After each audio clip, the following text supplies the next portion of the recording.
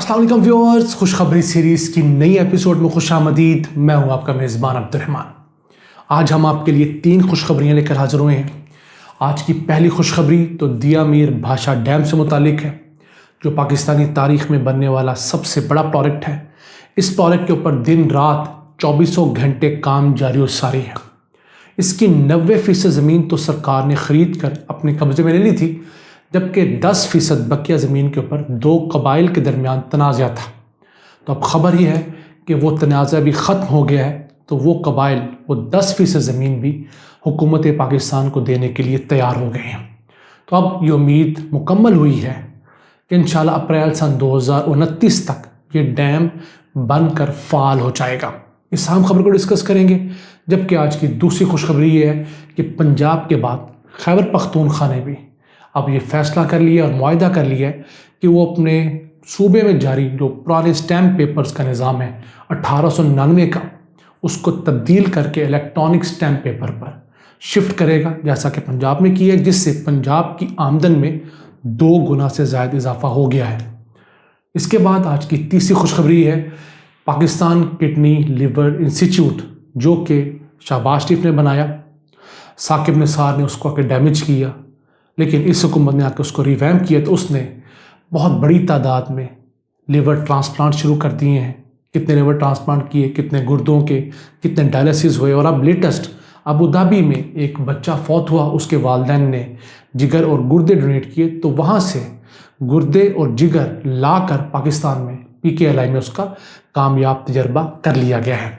वो ऑपरेशन कामयाब रहा है। इसको प्रोग्राम के आखिर वाले हिस्से में डिस्कस करेंगे, लेकिन पहले चलते हैं दिया मीर भाषा डैम, जो कि 35,924 एकड़ रकबे के ऊपर मुहित होगा। उसमें से 32,073 एकड़ रकबा यानी कि 90% रकबा हुकूमत ने परचेज़ करके अपने कब्जे में कर लिया था। 3,851 एकड़ रकबा जो है वो खैबर पख्तूनख्वा और गिलगित बल्तिस्तान की बाउंड्री के ऊपर वाक़ वो मुतनाज़ा रकबा था। इसके ऊपर 2 कबाइल का आपस में झगड़ा था। सन 2014 में इन कबाइल के दरमियान तसादुम भी हुआ और 7 अफराद जो है वो तसादुम की सूरत में जाँ बहक हुए थे। तो इस मसले को हल करने के लिए सन 2020 में हुकूमत ने 26 रुकनी एक जिरगा बनाया था, जिसमें दोनों जानिब के कबाइल अमायदीन शामिल थे और फिर सरकारी उमाल भी शामिल थे। उन्होंने इस केस को रिजॉल्व कर लिया है। ये कबाइल एक रेट पर जो है मुत्तफिक हो गए हैं। जो बाउंड्री का इशू था वो तय कर लिया गया है। तो ये ज़मीन भी हुकूमत को अगले 2-3 महीने में ट्रांसफ़र हो जाएगी, जो 3,851 एकड़ बनती है। इसके बाद ये पूरी जो लैंड है ये हुकूमत पाकिस्तान की मलकियत में आ जाएगी। प्राइवेट लैंड जो थी वो भी परचेज़ हो जाएगी, सरकारी थी वो तो है ही। तो इंशाल्लाह इसके बाद जो है अप्रैल सन 2029 में ये डैम बिल्कुल मुकम्मल होकर अपनी प्रोडक्शन देना शुरू करेगा। डैम की जो साइट है वो पहले मुकम्मल हो जाएगी जहाँ पानी ज़ख़ीरा होता है। जो टरबाइंस लगनी है वो 2029 में जाकर फ़ाल होंगी, यानी कि जो डैम की जगह जहाँ पर पानी ज़ख़ीरा करने की सलाहियत है वो शायद 2026-27 में मुकम्मल हो जाए। उसकी कीमत निस्बतन कम है। टरबाइंस बहुत महंगी है क्योंकि वो 4,500 मेगावाट की टरबाइंस लगनी है, उस पर अच्छा खासा खर्चा आएगा। वो 60% खर्चा है। जो डैम की जगह बनाने का खर्चा वो तकरीबन 40% है। इस डैम के अंदर जो पानी महफूज करने का ज़ख़ीरा है वो 8.1 मिलियन एकड़ फिट है।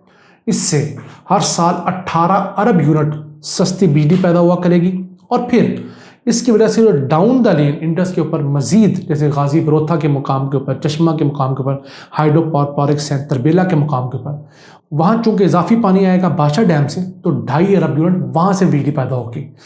कुल मिला लिया जाए तो इस डैम की वजह से 20.5 अरब यूनिट सस्ती बिजली हर साल पाकिस्तानी सिस्टम में शामिल होगी। इस वक्त पाकिस्तान की कुल प्रोडक्शन जो है वो 120 अरब यूनिट सालाना है। तो उस हिसाब से बड़ा आला एडिशन होगा।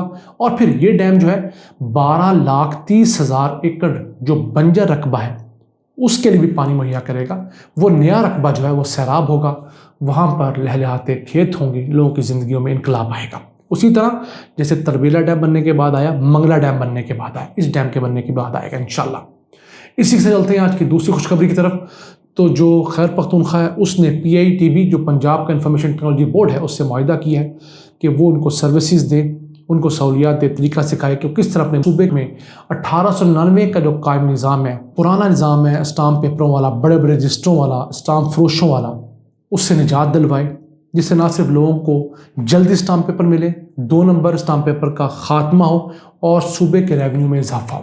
تو اب یہ معاہدہ ہو گیا، تو امید ہے اگلے 3 ماہ کے دوران خیبر پختونخوا صوبے کے اندر بھی یہ ای اسٹامپ پیپر جو الیکٹرانک اسٹامپ پیپر وہ لوگوں کو جاری ہونا شروع ہوں گے۔ اس سے کیا ہوگا؟ صوبے کی جو آمدن ہے جوڈیشل اسٹامپ پیپرز کی وجہ سے، ان چیزوں کی وجہ سے ڈبل ہو جائے گی۔ وہ کس طرح؟ پنجاب میں جب سن 2016 کے اندر شہباز شریف نے اس پروجیکٹ کا آغاز کیا تو پنجاب کو جو ریونیو آتا تھا وہ 20-22 ارب روپے آتا تھا، اب تقریباً 50 ارب روپے سالانہ آتا ہے۔ اب دیکھ لیجئے 2.5 گنا کا اضافہ ہو گیا، 250% کا۔ اسی طرح خیبر پختونخوا بھی فائدہ ہوگا۔ پھر یہ پرانا نظام، اس میں کرپشن بہت تھی، ہر جگہ پر جس نے اسٹامپ ایشو کرنا ہوتا تھا رشوت لیتے تھے، جعلی اسٹامپ بن جاتے تھے، پھر جا کے ان اسٹامپوں کے اوپر عدالتوں سے اسٹے مل جاتے تھے، تو وہ تمام کام جو ہیں وہ ختم ہو جائیں گے۔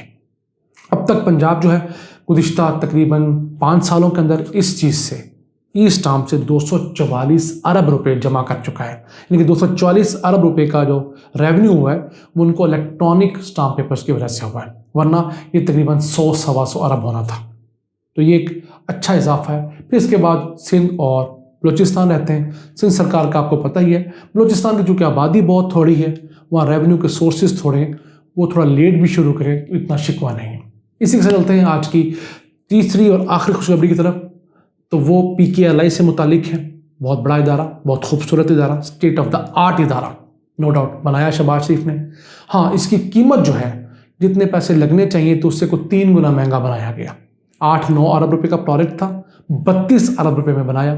اس کے خلاف سو موٹو ایکشن لیا ثاقب نثار نے، جو چیف جسٹس تھے، انہوں نے یہ قدم جو اٹھایا میں سمجھتا ہوں ان کے ٹینیور کا سب سے غلط فیصلہ تھا۔ جس طرح اس چیز کو ہینڈل کیا گیا، 22 کو ہینڈل کیا، اس کی جو پوری HR تھی اس کو ڈسپیوٹڈ بنایا گیا، لیکن پھر اس حکومت نے آ کے اس کو آہستہ آہستہ کر کے بلڈ اپ کیا۔ تو اب خبر یہ آئی ہے کہ گزشتہ 3 سالوں کے دوران 140 کامیاب لیور ٹرانسپلانٹ ہو چکے ہیں، 231 کڈنی ٹرانسپلانٹ یہاں پر ہو چکے ہیں جو کامیابی سے الحمدللہ لوگ صحت یاب ہوئے ہیں، اور پھر 58,000 سے زائد ڈائلسس یہاں ہوئے ہیں۔ اس کے بعد ایک لیٹسٹ ڈیولپمنٹ چند دن قبل ہوئی کہ ابوظہبی میں ایک بچے کی وفات ہوئی، اس کے والدین نے اس بچے کے گردے اور جو جگر ہے اس کو عطیہ کرنے کا اعلان کیا۔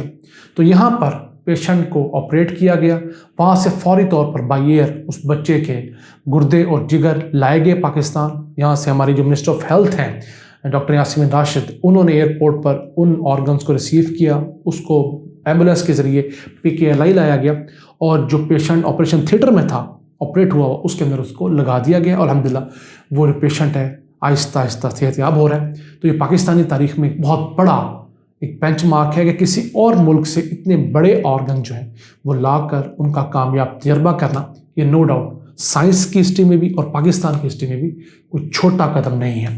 یہ وہ چیزیں ہیں جو پاکستان میں آہستہ آہستہ بہتر ہو رہی ہیں، ہم آپ کے لیے ڈھونڈ ڈھونڈ کر چن چن کر لے کر آتے ہیں تاکہ پاکستان کا وہ مثبت پہلو جو باقی لوگ آپ لوگوں کو نہیں دکھاتے وہ آپ کے سامنے آ سکے۔ پروگرام کے آخر میں ہم آپ سے گزارش کریں گے کہ آپ ہمیں اپنی دعاؤں میں یاد رکھیں، اپنی سپورٹ ہمیں دیے رکھیں، اور اللہ تعالیٰ سے دعا کرتے رہیں کہ وہ پاکستان پر اپنی رحمتیں اور برکتیں جاری و ساری رکھیں۔ ان الفاظ کے ساتھ اپنے میزبان عبد الرحمان کو اجازت دیجیے۔ اللہ نگہبان۔